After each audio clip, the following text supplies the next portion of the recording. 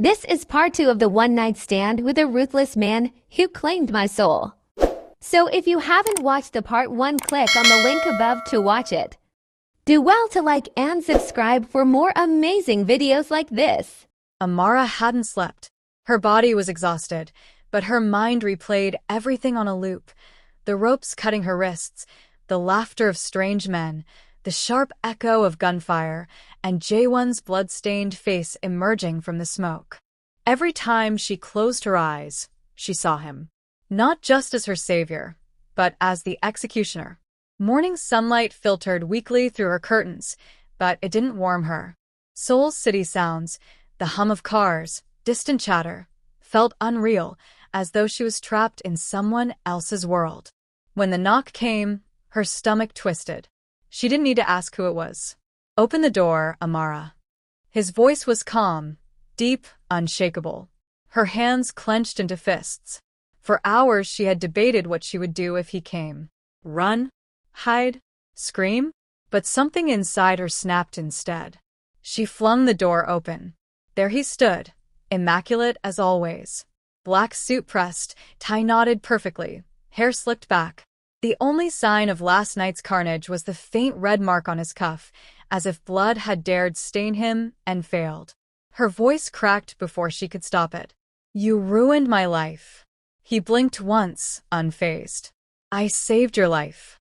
Don't you dare twist it." Her voice rose, raw. "I was taken because of you. Because you dragged me into your world." Neighbors passing in the hallway slowed to stare. Jaewon's eyes flicked toward them, and with a single glance, they hurried away. He stepped inside, closing the door with deliberate calm. "Talk," he ordered.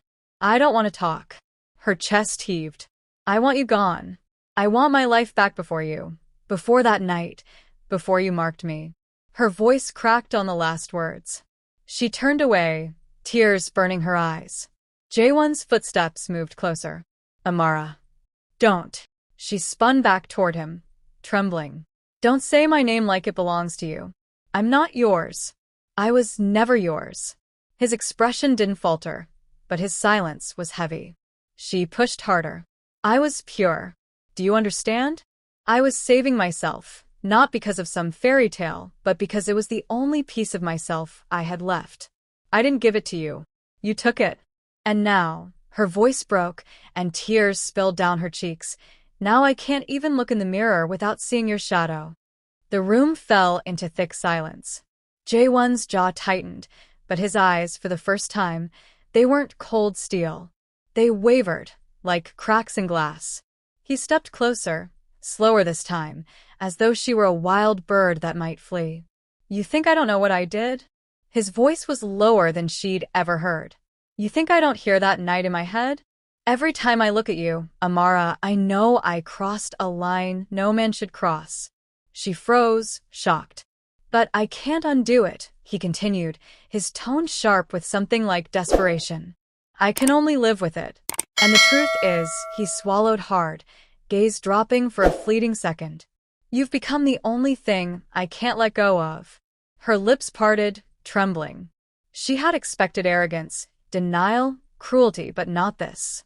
Not the raw honesty breaking through his walls. "You remind me," he whispered, almost to himself, "of something I lost long ago. Before betrayal. Before blood. Before I became this." His hand gestured vaguely to the suit, the empire, the violence. Amara's heart pounded. She wanted to ask what he meant, what he had lost, but anger surged again, hot and sharp. "No," she snapped, wiping her tears. "You don't get to turn this into some tragic story. You don't get to use me to heal your broken past." His eyes snapped back to hers, hard again, but not cruel. Determined. "I'm not using you. I'm clinging to you. Because for the first time in years, I feel something other than emptiness." Her breath caught. It was wrong. Everything about this was wrong. He had taken from her, broken her, chained her with his shadow. And yet his words, his voice, they tugged at a fragile thread inside her chest. She shook her head violently. "I don't care what you feel. I can't do this. I can't live in fear every day, wondering if your enemies will come for me again. I'm not your property, J1. I'm not your weakness. I'm me, Amara, and I want my life back. For a long moment he said nothing. His gaze locked onto hers, searching, warring. Then, slowly, he reached into his pocket. He pulled out the black rose pendant and held it between them. Even if you hate me, he said quietly, you'll wear this. Because the world isn't kind. And if they think you're mine, they'll think twice before touching you again. Her stomach twisted. That pendant was no protection, it was a cage. A mark. She slapped it out of his hand. It clattered to the floor, the chain curling like a snake. Keep your chains, she whispered. His jaw flexed, but he didn't pick it up. Instead, he stepped back toward the door. For the first time since she had met him, he looked human. Tired. Almost broken. You'll come to understand, he murmured. Then he left, the door clicking shut behind him. Amara slid to the floor, tears soaking her palms. Her heart felt like glass, cracked, fragile, sharp enough to cut her from the inside out. She hated him. She hated what he did. She hated the way her chest still ached when he walked away. And she hated that somewhere, deep inside, part of her didn't want him to. The black rose pendant still lay on the floor. Amara hadn't touched it since J1 left. She had stepped over it, kicked it accidentally once, even thought about throwing it out the window. But it stayed, coiled like a silent serpent in the corner of her dorm room, daring her to pick it up. She hated how much space it took in her mind. Days passed, but soul no longer felt the same. Every alley whispered danger. Every face in the subway seemed suspicious. She wanted normalcy, classmates gossiping about exams, coworkers laughing at late shifts. But normalcy was gone the moment she woke in that stranger's bed. And no matter how she tried, she couldn't erase the image of him that night in the warehouse. The fury in his eyes, the gun in his hand, the way he shielded her body even as blood painted his suit. That contradiction gnawed at her. Was he the devil who ruined her? Or the man who saved her life? The answer came one evening when she returned from tutoring. Her dorm room door was ajar. Her pulse spiked. She hesitated, then pushed it open. J1 was inside. Leaning against her desk, jacket off, sleeves rolled to his elbows, revealing veins running down forearms strong enough to snap steel. He didn't look like a mafia lord tonight, he looked tired. Human. What are you doing here? Her voice trembled, sharper than she intended. He didn't rise to her anger. Instead, he studied her like he always did, but softer this time, his gaze carrying something almost fragile. You've been avoiding me, he said. Of course I've been avoiding you, she snapped. I don't want you in my life. You say that, he murmured, but you don't throw me out. Her chest tightened. She wanted to scream at him, to shove him out the door. But her feet wouldn't move. He stepped closer, slow, deliberate. You think I don't see it? The way your hands shake when you walk alone. The way you glance over your shoulder. You're scared, Amara. And not just of me. Her throat burned. He was right. She hated that he was right. You did this to me, she whispered, her voice breaking. You made me live in fear. I know. His reply was immediate, quiet. For the first time, his eyes didn't carry arrogance or dominance. They carried guilt. And I can't take it back. The silence stretched between them, raw and suffocating. Finally, she broke it. Why me? Out of all the women you could have, why me? Something flickered across his face. He turned away, as though the question weighed more than bullets. When I was 16, he said slowly, I trusted someone I shouldn't have. A friend. A brother. He betrayed me. My father bled to death on our living room floor because of it. His voice wavered, low and rough. That night, I buried my innocence. I buried mercy. And I swore never to need anyone again. Her breath caught. She had never heard him speak of his past, not once. He faced her again, eyes burning. Then you appeared. This Nigerian girl with fire in her eyes, who stood in a city that looks at you like you don't belong. You reminded me of who I was before the blood. And I hated it, because you make me feel human. Her heart hammered. She wanted to deny the pull of his words, to tell him she was nothing to him, that his obsession was just another form of control. But her chest ached, because some part of her had felt it too, the strange safety in his presence, the way his gaze saw her when so many others in Seoul looked past her. Her lips trembled. "You don't get to destroy me and then call it love." "I don't call it love." He stepped closer, his shadow swallowing her. "I call it truth.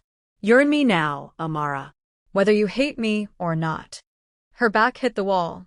Her breath came shallow, panic and heat tangled together. He reached out, his hand hovering near her cheek but not touching, as though waiting for permission he knew would never come. "Get out," she whispered, though it sounded weak even to her own ears. His eyes dropped to her lips. "Tell me to leave, and mean it." She opened her mouth, but no words came. Her chest rose and fell, every nerve screaming with conflict. Fear, fury, desire. And then it happened. His lips crushed against hers. It wasn't gentle. It wasn't sweet. It was desperate, consuming, a collision of anger and longing. Her fists pounded weakly against his chest, but he didn't move. And when she should have pushed harder, her body betrayed her. Her hands gripped his shirt, pulling him closer. Tears burned her eyes as their mouths warred. Every second was wrong. Every second was fire. When he finally pulled back, his forehead pressed against hers, both of them breathing hard. "See," he whispered, voice ragged. "You feel it too." Her chest heaved, her tears spilling freely now. "I hate you." "I know," he murmured, brushing his thumb across her damp cheek. "And I'll keep kissing you until you don't." Amara closed her eyes, torn between shoving him away and dragging him back. Her heart, shattered and fragile, beat wildly against the cage he had built around her. For the first time, she realized the truth that terrified her more than his power, more than his enemies, more than his claim. She wasn't just fighting Jaewon anymore. She was fighting herself. The kiss lingered in Amara's mind like smoke after a fire. She wanted to forget it, bury it, smother it. But it clung to her lips, her breath, her very skin. She stayed away from Jaewon for a week, refusing his calls, ignoring the expensive car that sometimes waited at the end of her street. But she couldn't stay invisible forever. The summons came on a cold evening. 3 men in black suits intercepted her outside her tutoring job. Their Korean was sharp, clipped. "Miss Amara, come with us." Fear surged through her veins. She wanted to run, scream, but the way they moved left no room for escape. They ushered her into a black sedan, windows tinted so dark she could barely see outside. Her hands trembled in her lap as the city blurred past. The car stopped before a sprawling estate on the outskirts of Seoul. Iron gates opened to reveal gardens manicured with surgical precision, stone lions guarding a house that looked less like a home and more like a fortress. Inside, everything gleamed, polished marble floors, chandeliers dripping with gold, silence, so heavy it pressed against her skin. The men guided her into a vast dining room. At the long table sat 3 figures. An elderly man at the head, his posture regal, eyes sharp as knives. A middle-aged woman, draped in silk, her beauty cold and severe. And beside her, a younger man with the same sharp jaw as Jaewon but softer eyes. The air was heavy with judgment. "So this is her." The woman's voice cut through the silence, like glass. She looked Amara up and down with disdain. "The girl my son humiliates our family with." Amara's knees threatened to buckle. The old man leaned forward. "Do you know who we are, child?" She swallowed hard. "You're Jaewon's family." His thin lips curled. "We are the Han Dynasty. For generations, we have ruled Seoul's underworld with iron and blood."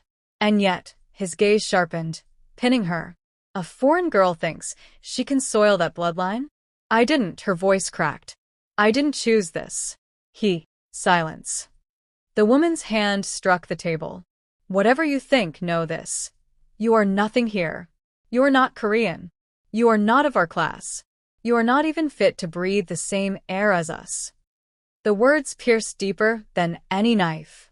Amara felt her throat burn, but she refused to cry before them. The younger man spoke softly. Mother, father, perhaps we should not. Enough, Ji-hoon, the old man snapped. This girl is a weakness, and weaknesses must be erased. The room froze. Amara's blood turned to ice.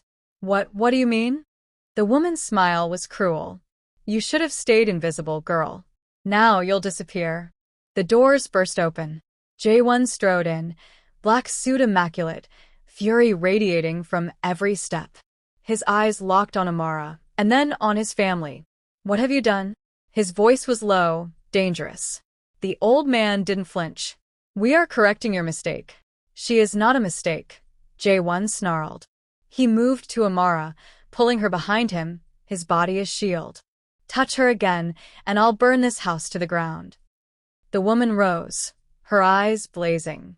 You disgrace us. Your father built this empire with blood, and you throw it away for... Her gaze flicked to Amara, venom dripping from every word. For a foreign girl who doesn't belong. Jae-won's jaw tightened. My father died because he trusted the wrong people. Don't think I won't make the same cut if you stand in my way. Shock rippled through the room. Even the younger brother looked pale at the threat. The old man's voice boomed. If you walk this path, Jae-won, you are no son of mine. You will have no inheritance, no power. You will be alone. Jae-won didn't hesitate. His arm tightened around Amara. Then so be it. Amara's chest constricted. She looked up at him, stunned. He would give up everything, his blood, his empire. For her? The woman's scream shattered the moment. Guards. Men rushed in, guns drawn. Chaos erupted. Jae-won pulled Amara against him, his weapon already in hand. Bullets tore through the room, glass shattering, wood splintering. He moved with lethal precision, every shot a warning, every strike a promise. Amara could barely breathe, her hands clutching his arm as he dragged her toward the exit. Her ears rang with gunfire, her lungs burned with smoke. They burst into the night, racing toward the waiting car. Jae-won shoved her inside, slamming the door as more bullets whistled through the air. Tires screeched, the car lurching forward. Only when the estate shrank in the distance did Amara realize she was shaking violently, her tears streaming silently. Jae-won's hand gripped hers, steady, unyielding. His own face was grim, but his eyes softened when they met hers. You're safe, he said, voice hoarse. As long as I breathe, you're safe. But Amara knew better now. She wasn't safe. Not in soul. Not in his arms. Not even in her own heart. Because the Han family wasn't finished. And the war had just begun. The safe house was hidden deep in the mountains, hours away from the city. From the outside, it looked like an abandoned villa, its walls overgrown with ivy, its windows cloaked in dust. But inside, it was stocked like a fortress. Food, weapons, surveillance cameras, even medical supplies. Amara had been there for 3 days. 3 days of silence broken only by the echo of her own heartbeat. 3 days of Jae-won's shadow filling every corner, his men stationed outside like wolves circling prey. At night, she lay awake listening to the wind whistle through the cracks, wondering how her life had twisted into this. One moment, she was a foreign girl in Seoul just trying to survive. The next, she was hiding from assassins because she had kissed the wrong man. No, because she had fallen into his world. On the 4th evening, Jae-won entered her room without knocking. He never knocked. He stood by the window, moonlight cutting across his sharp features, making him look both human and inhuman at once. They won't touch you here, he said quietly. You can rest. Amara laughed bitterly. Rest? You dragged me from my life, locked me in the middle of nowhere, and you think I can rest? His jaw tightened. I saved you. No, she stood, anger shaking through her limbs. You put me in danger in the first place. Your family, your enemies, they weren't after me until you decided I belonged to you. His eyes flicked to hers, stormy and unreadable. The moment you stepped into my bed, you became mine. Her chest heaved. That wasn't a choice. That night, you stole something from me, Jae-won. And now you're stealing everything else. For a moment, silence stretched between them, raw and jagged. Then his voice dropped, low and dangerous. Do you think I haven't bled for you? Do you think I would defy my own family for anyone else? Amara's throat burned, but she forced the words out. You didn't do it for me. You did it because you're obsessed. You don't love me, Jaewon. You just want to own me. He moved faster than she could blink, caging her against the wall, his hands braced on either side of her. His breath was hot against her ear, his voice like fire. Obsessed, he whispered. Maybe. But tell me, Amara, if I let you go, how long before they find you? Before they tear you apart just to hurt me? Her eyes welled with tears. Then maybe you should have left me alone in the first place. The words cut deeper than any blade. For a moment, Jaewon's expression cracked, raw pain flickering beneath the mask. Then it hardened again, colder than steel. You think you had a choice? His voice was quiet, lethal. I made sure you didn't. Amara froze. What do you mean? He stepped back, shadows clinging to him like a second skin. Do you think it was coincidence? The tutoring job near my club. The night you wandered into that alley. The thugs who never touched you because they were already mine. From the beginning, Amara, I placed you where I wanted you. The room tilted. The air left her lungs. Her life, every fragile step she thought was hers, had been a cage built by his hands. You manipulated everything. Her voice cracked into a whisper. You played with my life. His silence was the answer. Amara shoved past him, her tears hot against her cheeks. She stumbled into the hallway, searching for escape, for air, for anything that wasn't him. But everywhere she turned, there were locked doors, cameras watching, shadows of his men stationed like statues. She was trapped. Jaewon didn't follow immediately. He stood in her room, his fists clenched, his chest heaving.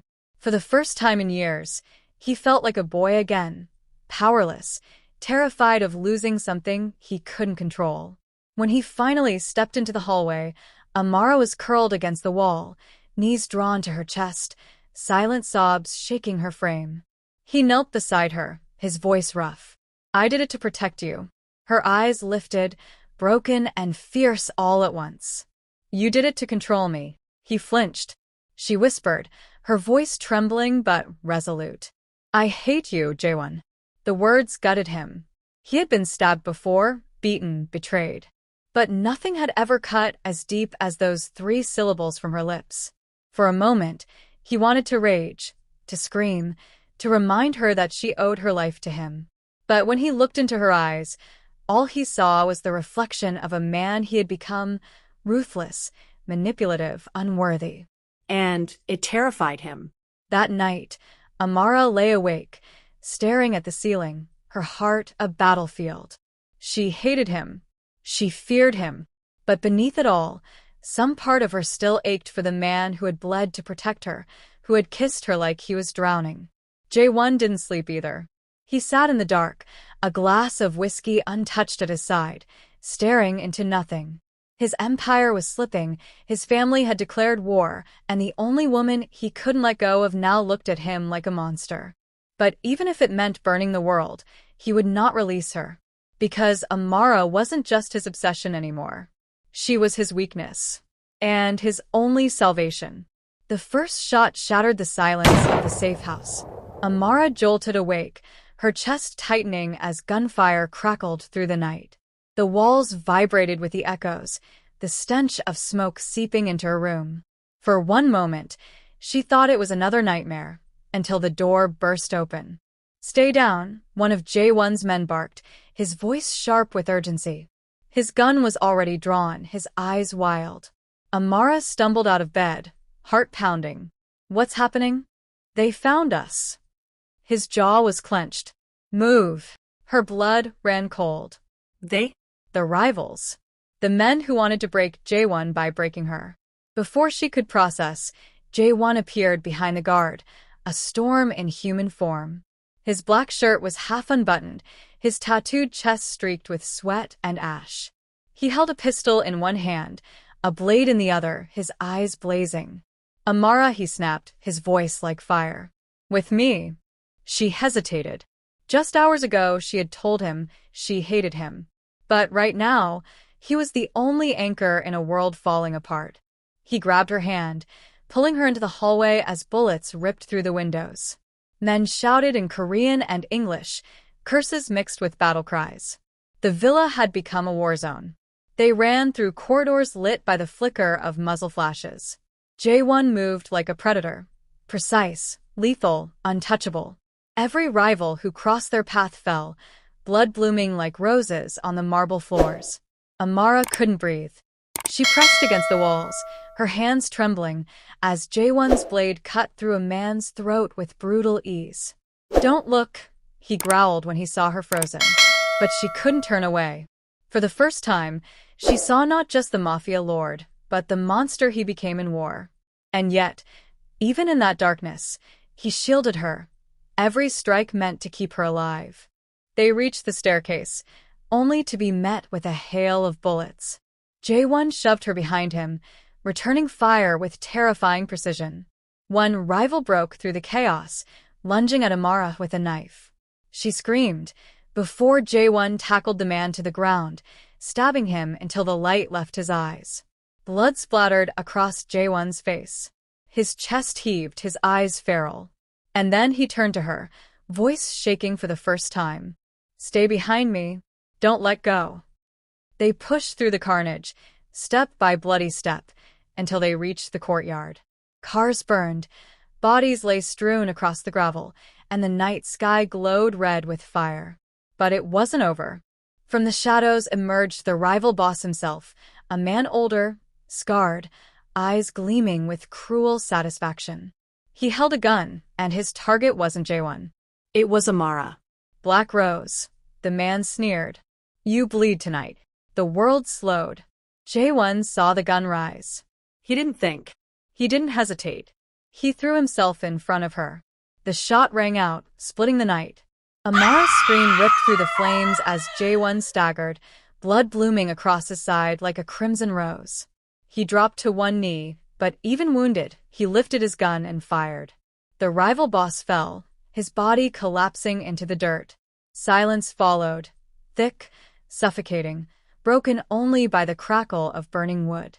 Amara dropped beside Jae-won, her hands pressing desperately against his wound. Warm blood seeped through her fingers, staining her skin. "Stay with me," she cried, tears blinding her. "Please, Jae-won, don't you dare leave me." His lips curled in a faint, pained smile. "You hate me, remember? Shut up." Her voice broke. I don't care anymore. Just live." He lifted a trembling hand, brushing her tear-streaked cheek. His eyes softened, vulnerable in a way she had never seen. For the first time, "I'm afraid," he whispered. "Not of death. Of losing you." Her chest shattered. The man she feared, the man she loathed, had bled himself dry to keep her breathing.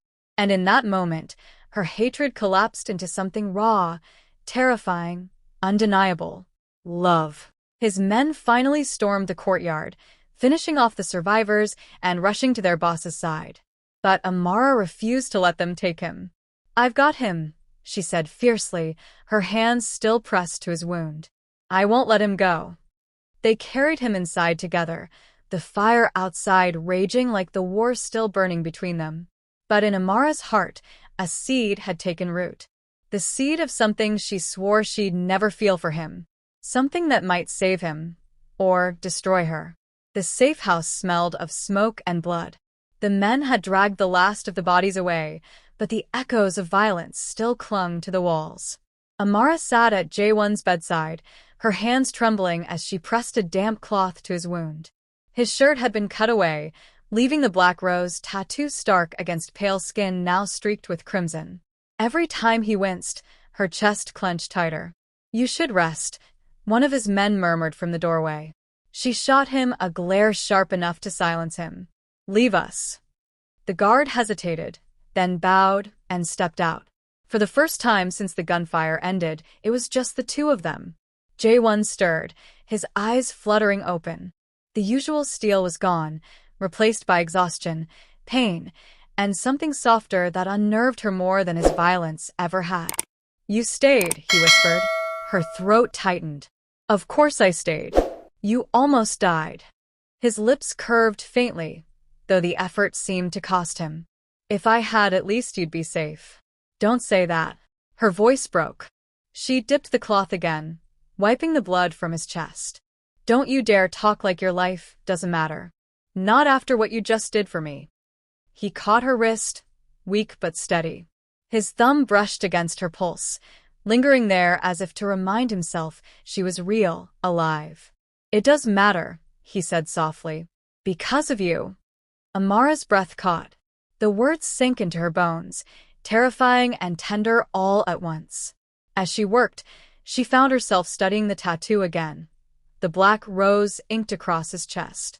Once it had seemed like a threat, a mark of ownership. Now she wondered if it was more. Why a black rose? She asked, her voice low. His eyes darkened, memories shadowing his face. It's for something I lost. Someone I couldn't protect. The thorns, they're the blood I'll always carry. Her heart ached.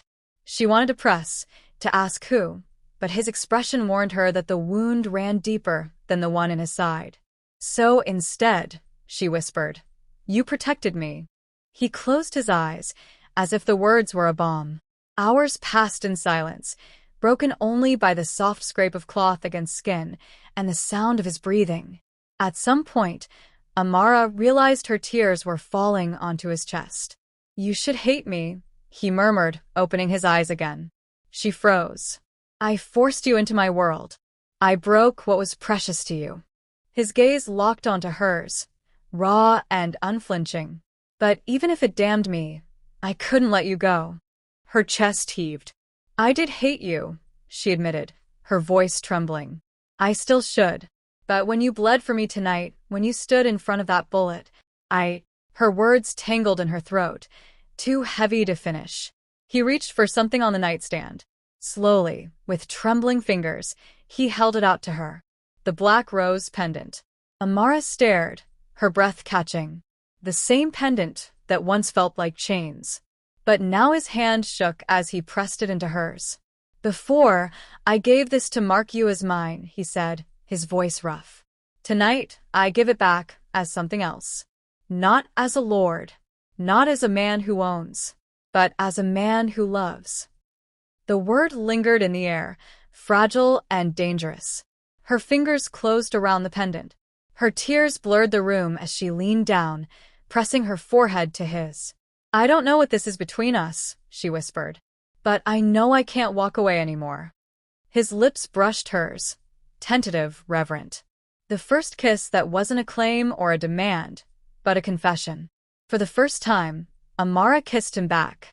Not out of fear, but out of choice. When the kiss broke, he exhaled shakily, his hand cupping her face. You'll never be safe with me. She smiled through her tears. Then we'll survive together. The fire outside had died down, but within those four walls, something new was burning, something that neither blood nor bullets could extinguish. Beneath the black rose, love had taken root. Thanks for watching. Don't forget to like and subscribe for more amazing videos like this.